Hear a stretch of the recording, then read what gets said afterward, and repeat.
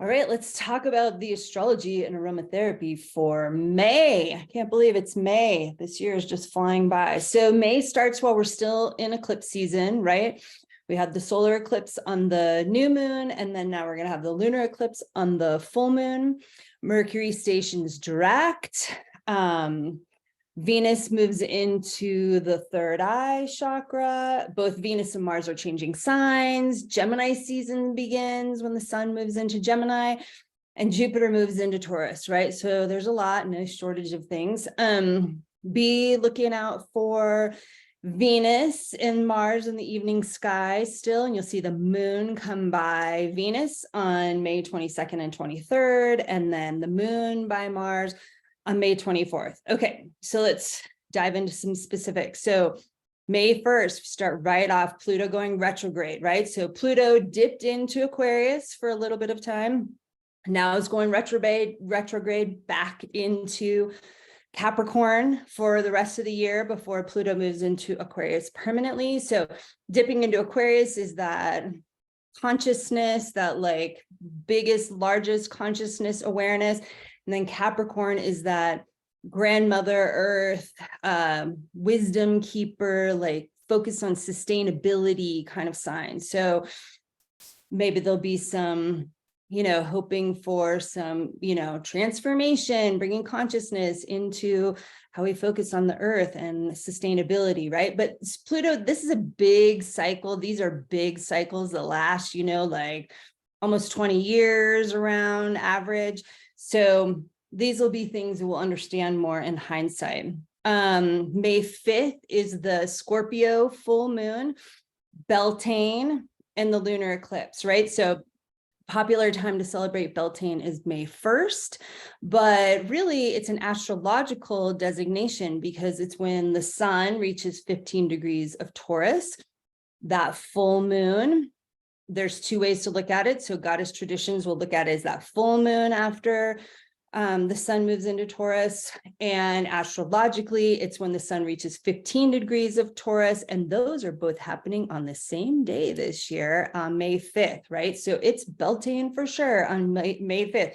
So it's that time when we're halfway between the March equinox and the June solstice. So we've really locked into or fixed into this season of spring here in the Northern Hemisphere, right? That's part of why the fixed signs are called the fixed signs, is because the season is really fixed in that we're transitioning through from one equinox to a solstice or solstice to an equinox. Okay, so Scorpio full moon, right?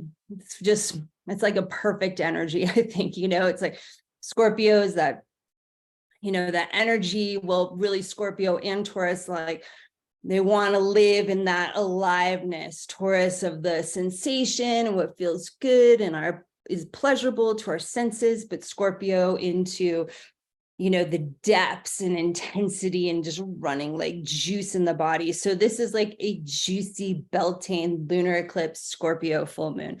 If you want to see where the lunar eclipse is visible, it's not here in the United States where I live. You can look at timeanddate.org. Ooh, I don't know that. Timeanddate.org. I think it's .org. It might be .com. I'm pretty sure it's .org. But anyways, you can look there and see the whole path of where the eclipse can be seen.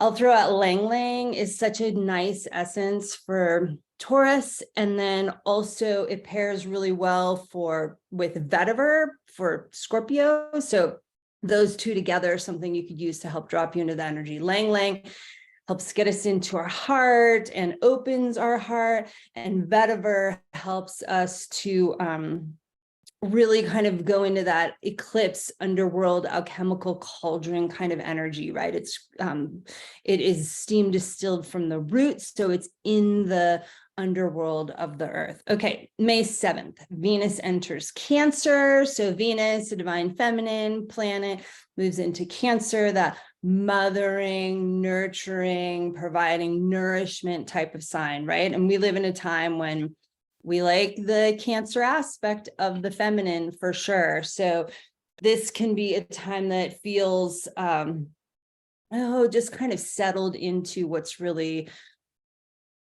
how do I want to say it? respected with the feminine in our current culture.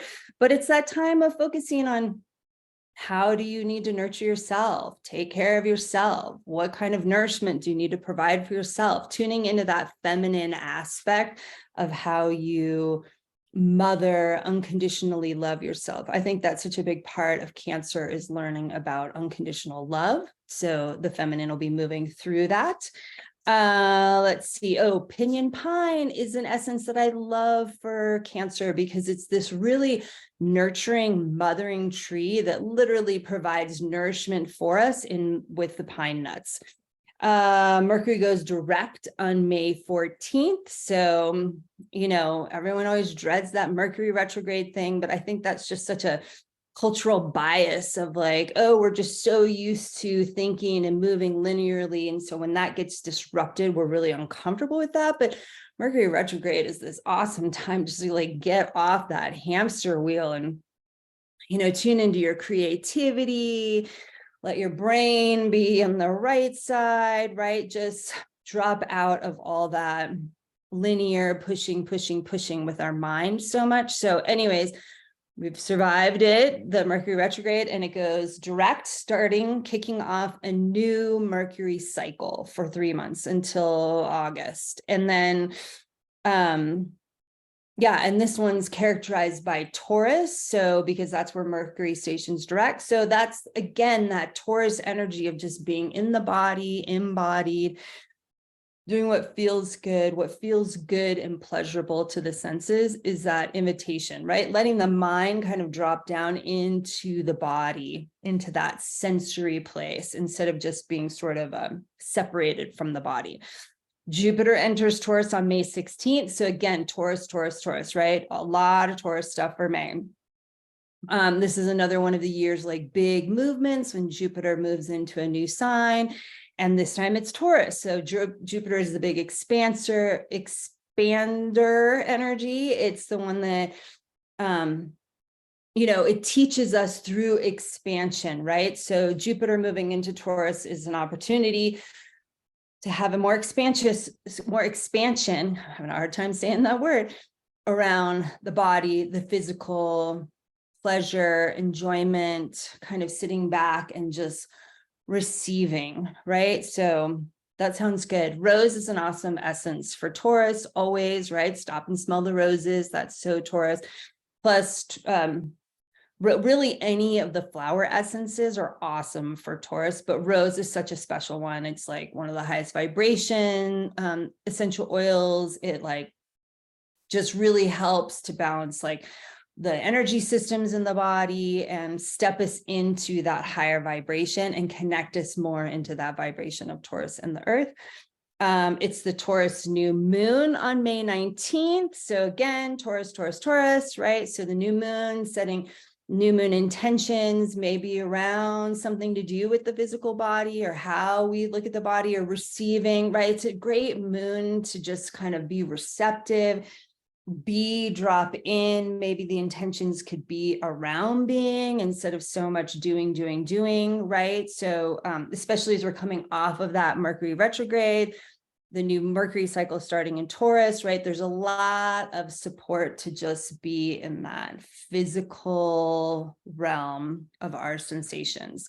You can always join me online for my new moon ceremony.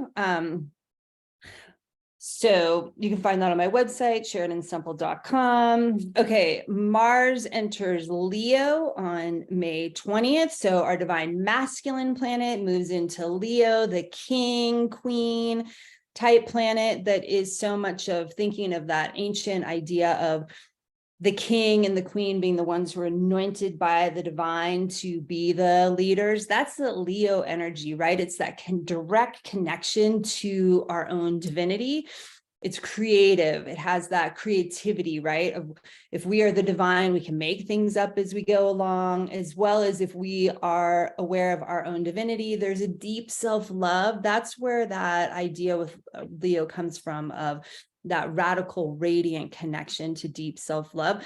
So the masculine is moving through this, moving into Mars, moving into Leo. So it's a great time to tune into your own divinity around that masculine aspect that we all have within us, regardless of how we identify, right? Same with the divine feminine.